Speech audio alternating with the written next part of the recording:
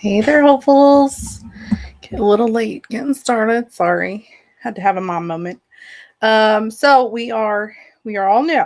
So moving to the business page, moving to the YouTubes.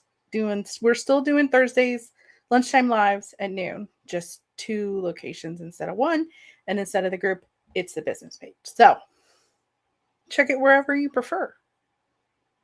Bedroom month, April.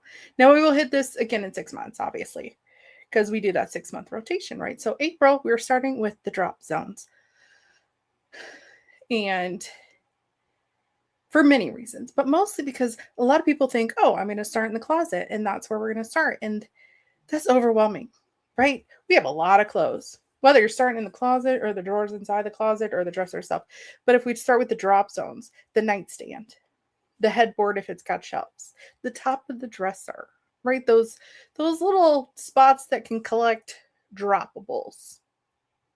I don't know that droppables is the right word, but you know what I mean. So like let's go nightstand instead of closet because it's less overwhelming. Let's go top of the dresser instead of dresser, drawers, and closet because it's less overwhelming. And then once you have those small space successes and things start happening and things start moving forward, simplifying, feeling like less, that builds the momentum to keep going, right? That keeps the clutter away because you're like, ooh, that really worked. Move on to the next step. Move on to the next step. So that's why we're starting with the nightstand, the drop zones. I'm going to focus on the nightstand because, well, a lot of people have it and it's relatable, but you can rinse and repeat the method to each drop zone in the bedroom. So if you're looking at the nightstand, what doesn't belong there? What does not belong there? 40 books do not belong there, Melissa. Is I have to tell myself that constantly and be like, oh, which one am I reading? That's the one that can stay there. So as we're simplifying it, what does not belong there?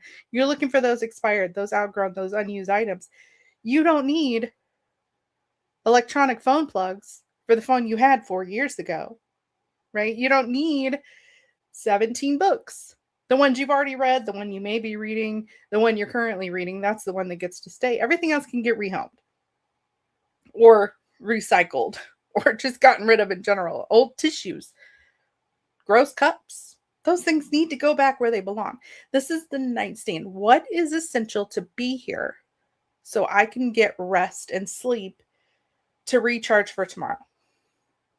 And those extra things are mental distractions. That clutter is mental clutter too. It's not just physical stuff taking up your space, looking around going, hey, do you see me? Clean me up, fix me. It's also constantly in your head, right? You go to sleep at night and you're like, oh, I need to clean my nightstand off. Oh, I see that pile on top of my dresser. I should probably do something about it. And that is stress. Nobody needs extra stress. We are already living.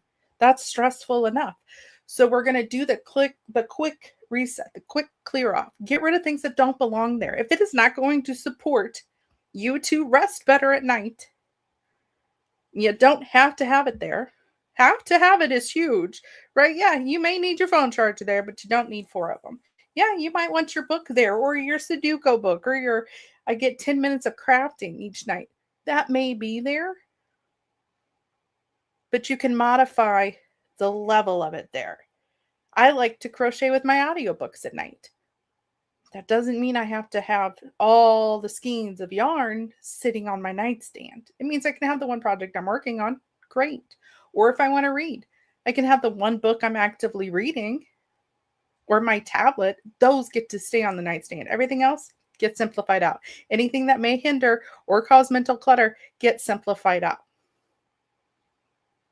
So those have to be actively aware, like, okay, I'm looking at my nightstand. What goes here? Oh, I got my lamp. I got my little cup holder. I got my book. Perfect. Everything else gets rehomed or trashed. Mostly rehomed. So you're looking at your drop zones. Let's look at top of the dresser. It could be another drop zone. Top of the dresser, maybe you keep your jewelry box there. Or your stone bracelets there. Or your books. You just grab the one and you go to bed with. Or accessories are up there. But what belongs on that drop zone space on top of the dresser that supports your daily? It may not support your nighttime routine. Maybe it supports your morning routine. If you've got your jewelry there, but it is a disaster from all my time wear to my holiday festive stuff, all of it's there. No, not all of it needs to be there, or at least not all of it needs to be there every single day. You're looking at these drop zones and you're thinking prime real estate. What has to be here to make this space function and work better for me? For the rest space, for the get ready in the morning things, whatever's living there, what has to be there to serve you less stressful, right? More productive in a hopeful, organized way. Everything else does not belong there. Everything else either gets rehomed. And if you can't rehome it and you're not sure how to rehome it, we can connect and we can talk through it.